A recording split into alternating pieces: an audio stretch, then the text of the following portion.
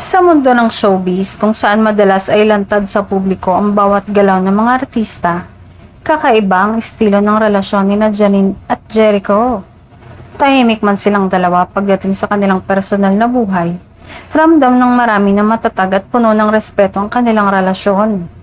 Hindi man sila palagi nakikita sa mga grand public displays of affection o madalas na mag-post tungkol sa isa't isa sa social media. Kapansin-pansin naman sa mga fans na palagi silang nandyan para sumuporta sa kanilang mga proyekto.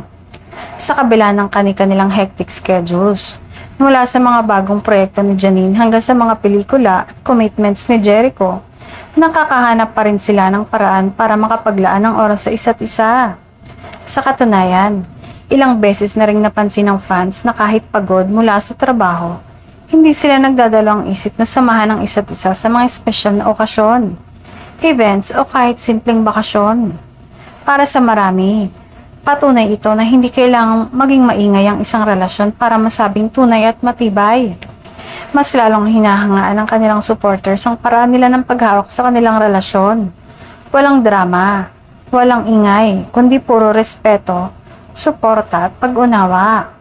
Sa panahon na maraming relasyon sa showbiz ang mabilis umusbong at mabilis ding nagwawakas, sina Janine at Jericho ay tila patunay na may mga love story pa rin na pinipiling manatiling simple, pribado ngunit tunay na matatag.